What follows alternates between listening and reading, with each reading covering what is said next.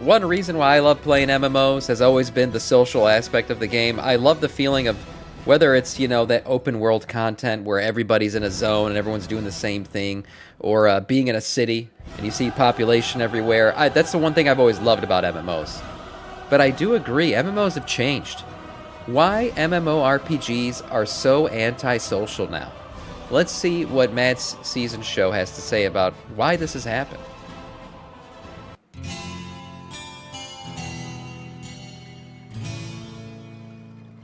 Yeah, we probably will, Tidal.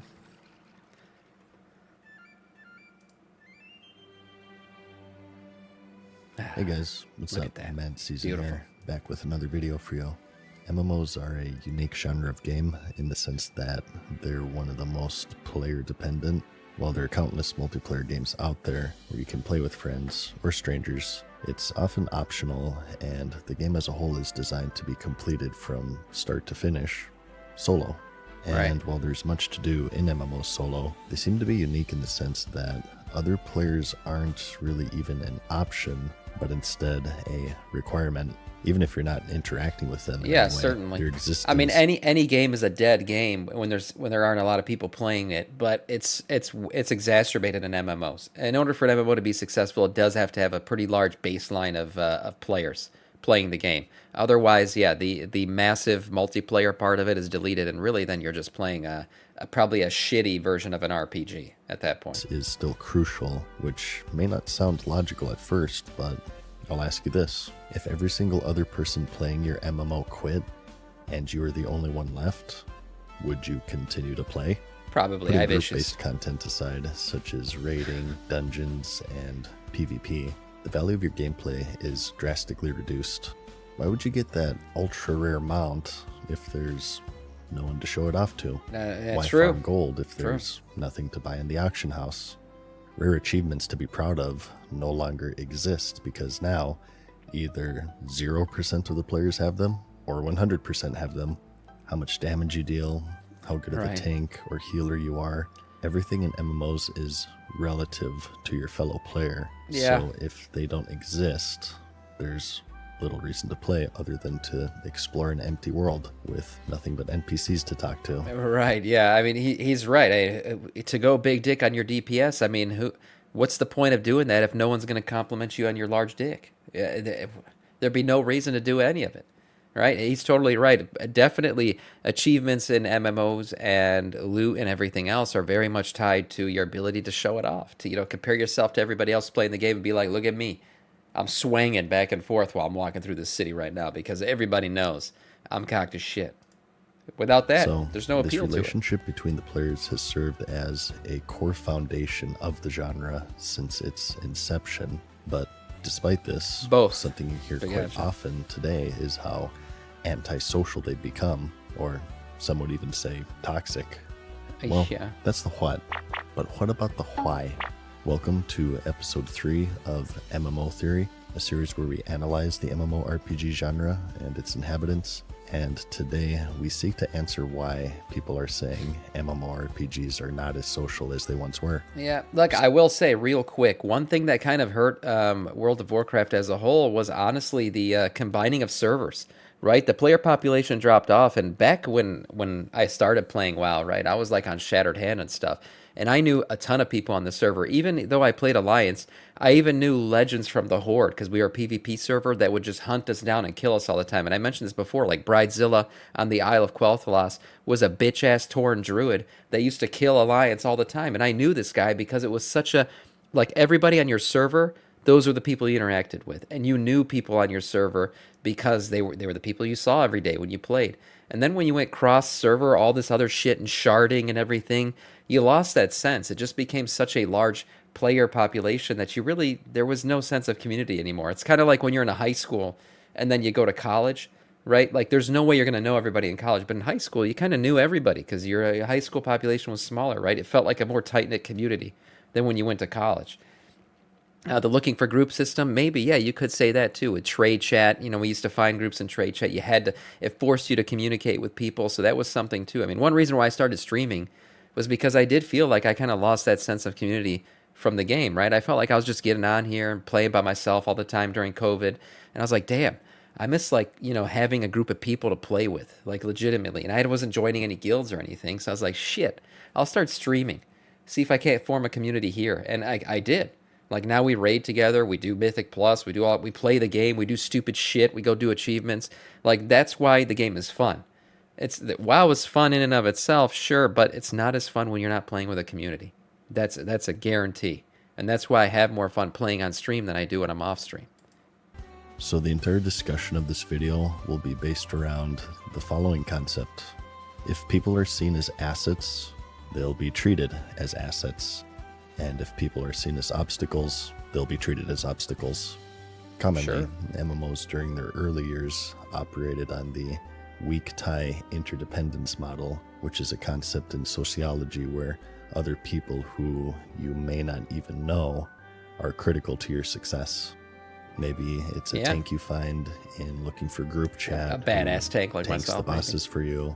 Or maybe it's somebody with the tailor profession who sells you bags for inventory space.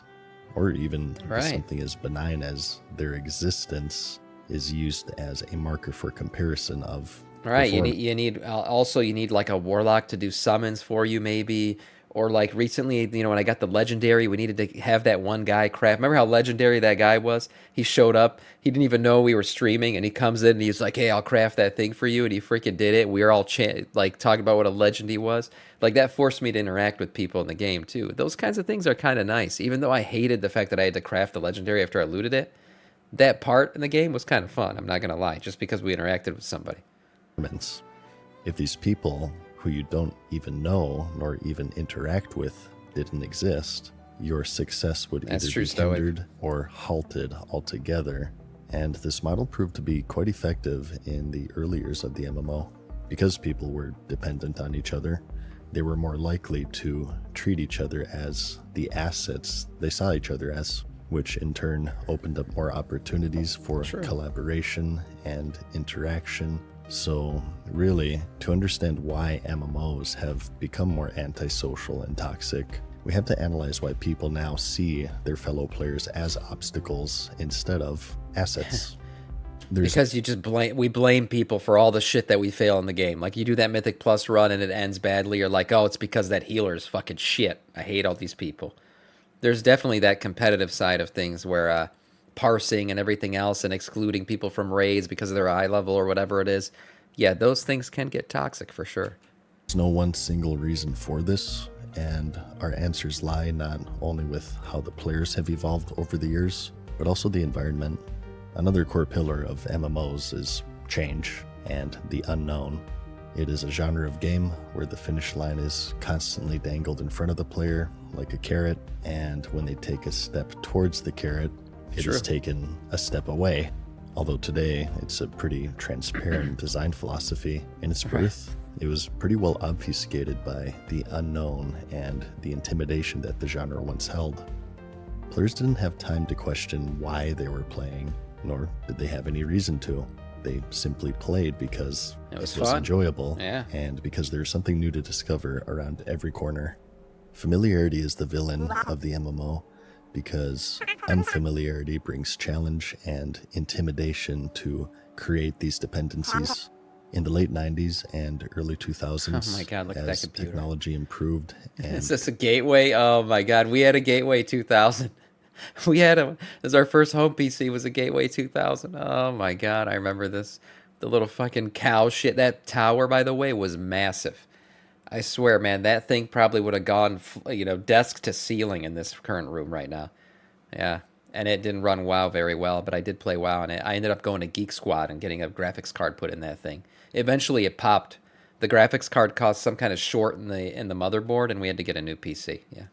Computers had, and it was all because of WoW, because I wanted to play WoW. Standard to households. People for the first time were able to interact from others from across the globe.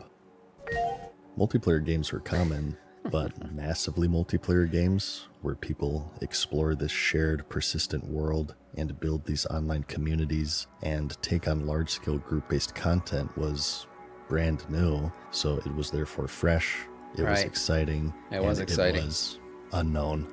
Many reminisce fondly to the early days of World of Warcraft, for instance, where somebody is always asking for help on how to find Mankirk's wife, or people are discussing the latest or upcoming patch. Server Yeah, man, you want to know what's crazy about WoW back then too is like right now it's so easy to communicate with each other, right? Like Discord makes it very easy, you know, chatting and all that stuff and just joining a Discord channel or whatever.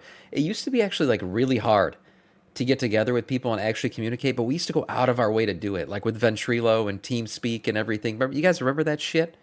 You had to like download this, you know, download Ventrilo or TeamSpeak and then get the link or get the code to join their channel and all this random stuff. And it didn't work all the time, but we went out of our way to do it. Like we used to go out of our way to interact with people. Now I feel like people go out of their way to not interact. Like, yeah, I don't want to do that. I don't want to talk to people. Fuck that. Even though it's easier to do it now. Server communities interact with each other on the Realm forums. Everything is integrated in Discord now. Yep. Always active. However, just as how the game has evolved. A lot of me and my friends used to even get on Skype while we were playing WoW. And just have a Skype conversation open, like a Skype phone call open while we were playing. So too has everything surrounding it, and that same person who couldn't find Mankirk's wife due to the evolution of database websites now looks it up on Wowhead. That's true. People are now chatting on Discord instead of guild chat. He's hitting on the forums, same thing that I was. Discussions in the in-game chat about new content updates now take place in stream chats. True. Or they don't take place at all, as there are now comprehensive, easily digestible guides released months before the new patches or expansions hit. Also true. Between database websites, data mining, guide culture, early access, alpha streamers, these MMOs and expansions are solved before they're even released because information in MMOs is power, and power leads to advancement, whether that be player power, aesthetics, whatever is one of the main goals of the players to drive. And I still remember, like, even the first time, you guys remember, like, if you were Alliance running Scarlet Monastery, how you used to have to get to that place was insane. You'd be running, like, by the Dalaran bubble and then running across the lake and everything. You were footing it because you probably didn't have enough gold to buy your epic mount yet. But I remember the first time I joined a group, and then we wanted to do Scarlet Monastery. Those guys showed me. They were like, all right, we're going to meet up here in Ironforge, and then we'll go this way. We'll take the ship over to Theramore, do all, whatever. You know, do all this shit to get there based on where we were meeting up. And I would just remember, like, following these guys, trekking through the forest and running across the lake and finally getting to, you know, Scarlet Monastery, running past the dead bodies hanging in the tree and getting so excited as we were on our way there to run this dungeon. I couldn't wait. And that whole adventure was made possible just because I was interacting with people in the game and they were showing me the way. And then once I knew the way, I showed other people the next time I formed up a group. So those kinds of experiences, yeah, they're gone now. I mean, now you just look it up, right? You'd be like, how do I get to Scarlet Monastery? Or just get summoned there. You know, that doesn't matter. Or you're joining looking for a group and it literally ports you to the fucking instance as soon as you click enter. Yeah, those days are gone. The exploration with other people and stuff, that was a big part of it.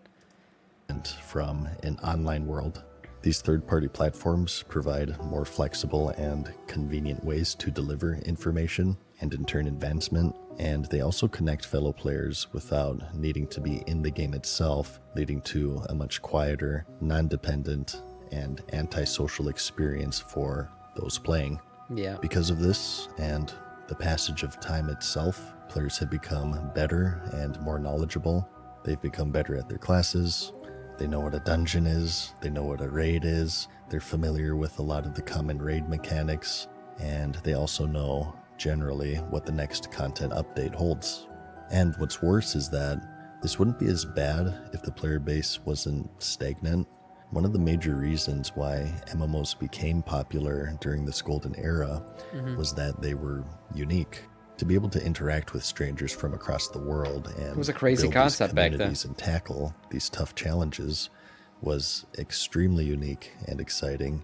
MMOs were one of the very first pioneers of social media, but as the online environment has evolved and social media websites are more and more common, it's lost this unique appeal. A lot of its gameplay elements have also been adopted to other genres of games, whether that be the loot in an action RPG, talent points in an FPS, or a shared persistent world in a survival crafter. All of these things that used to define the MMO genre have been adopted by all others, so it's lost a lot of uniqueness in not only its social nature, but also its gameplay elements And with it, it's also lost its intrigue and the unknown. He's right. Like, the use of internet to play games back then was a foreign concept to begin with. You got to remember things like Xbox Live and all this shit. Like, console gaming didn't go online yet. And then you had this massive MMO, right? Like, this whole world that was filled with real people. I remember showing WoW to my dad, right? And I was playing, I forgot which city I took him to. I took him to Stormwind, I believe, or was Darnassus, one of the two. I think it was Stormwind. And I was standing in there. Actually, I took him to Iron Forge. I took him to the freaking main hall area in Iron Forge between the bank, the bank and the auction house. And I was standing there. I was like, Dad, look at this. These are all real people. And he looked at it. He goes, what are you talking about? No, they're not. And I go, yeah, these are all real people. I swear to you. And he goes, well, why is that guy walking? And it was a dwarf guard. And I was like, okay, that guy's not real. But all these guys with the names above their heads, these are all real people playing the game just like me. And he thought it was cool. He's like, oh, that's like, the concept blew his mind of like all these people playing a game together and each person is their own individual character. Yeah, it was crazy at the time. The internet was just starting to like really take off. And the concept of an MMO, like, honestly, was exciting when you were playing it. And the unknown it once held.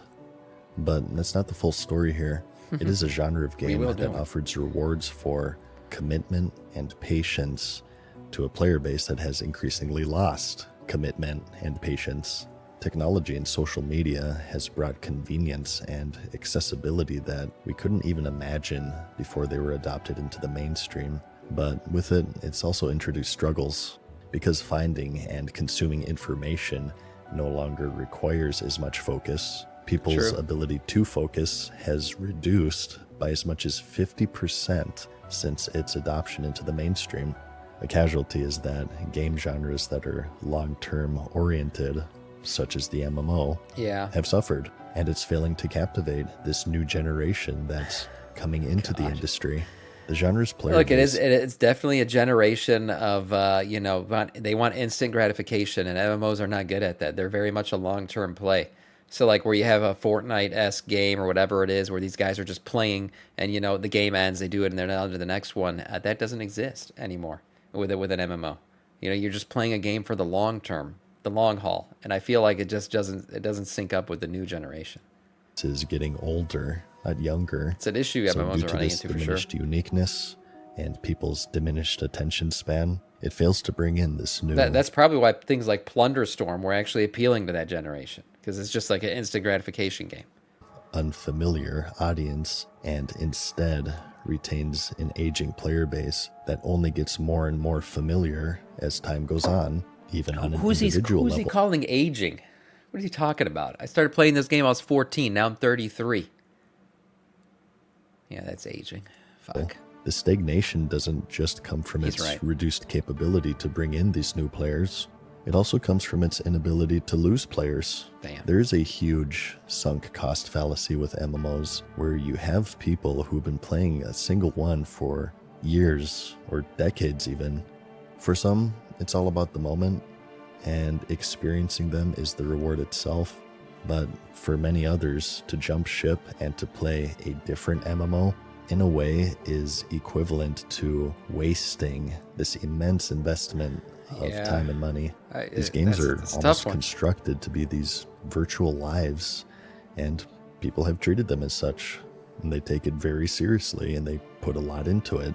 So not only is the genre failing to bring in unfamiliar players, within itself, these new MMOs are failing to seduce this aging player base from the ones that they are quite intimately familiar with, due to how much they have invested into it. Familiarity is the death of dependency. It breaks this weak tie interdependence model that the genre used to be crafted around. And because of this, there's no more push to ask for help, to ask questions, or to interact with each other at all. And this itself has created another problem, perhaps in an attempt to attract this TikTok Zoomer generation into stepping into the genre. One of the reasons why MMOs now feel antisocial is that they're simply designed to be antisocial. Yeah, it's true. Undeniable. Interacting with other people is seen as inconvenient, and you see it evidenced in most games in the genre. There's literally people who do not raid because they have to interact with their people, and they find that to be an inconvenience, to be dependent on other people doing things correctly. So they just won't raid. They don't want to do it. And I don't know, now we're getting the follower dungeons too, where you can literally run dungeons with AI at your side. I'm telling you, man, follower raids are coming. We already saw there's like a story mode raid coming where basically you can just do the bosses in a 1 to 5 man group. They just tank and spank it so you can get the story out of it. So Blizzard's definitely facilitating this new way of playing MMOs. Quests no longer require groups. Raiding this dungeons was a depressing way to start the morning. Time. Mob takes share. Hey, we got the stream. We're features social such as automated matchmaking and dungeon finders and raid finders streamline the process of finding a group, but often at the cost of meaningful social interaction. These systems tend to create temporary groups focused on completing content as quickly as possible, with little to no emphasis on communication or forming lasting. That's true. The speed running of it all is also antisocial. Like in a Mythic Plus group, I can't tell you. I mean, so many times. How many times do you guys get in a Mythic Key group, right? And you don't say a single word. Everyone just shows up, runs it, and then leaves. Maybe you get a GG at the end, and that's about it. Yeah, because there is no fucking time to talk. There is no time to strategize. You have to get in and get that shit done. You're literally being timed. So, that is an antisocial aspect of it as well. Whereas before, you could take your time, explore, figure things out together. Now it's like, get it done quick or don't get it done at all. People are going to leave as soon as you meet a wall. So, that in and of itself is antisocial. Relationships. It's all about instant gratification and getting dopamine. Because you have a job and you can't do your job if you're talking. This reduced attention span turns what could have been a lifelong subscriber to a forever uninstall. And so what this demands is a design that is simple, streamlined, and convenient, and there are no healers in this game. I don't know what that was. Players to find success is not simple, it's not streamlined, nor is it convenient. So all of this is to say, whether it be the environment around MMOs evolving and sapping away their social ability, whether it be retaining a player base that only becomes more and more familiar with them as time goes on, or whether it be the developers designing them this way, they've become very antisocial. Gone is the unknown, and with it, the dependence. If you're seen as an asset, you'll be treated as such, and if you're seen as an obstacle, you'll be treated as such. True. This weak tie interdependence system that these MMOs were designed around has aged poorly, as it's dependent on dependence. So as this dependence wanes with increased knowledge and skill, so too do the social ties and etiquettes that used to encourage. The more we sucked, the more we needed each other. That was true, to overcome our own suckiness. Interaction. Now we're all just going God mode. And as a result, what you're left with is what is probably one of the most antisocial, social-based genres to exist. Like the video if you liked it, because I'll see you in the next one. Peace. Damn. That was depressing as shit. Well, the good thing is we have this stream. Farewell for now, mortals. Right. Hope you enjoyed today's video. See you again. Literally, the reason why I started streaming was to kind of bring back some of the social aspect of this game, for sure. And it's done that. But definitely, there are aspects of the game now that no longer carry itself in a social aspect, and that is sad.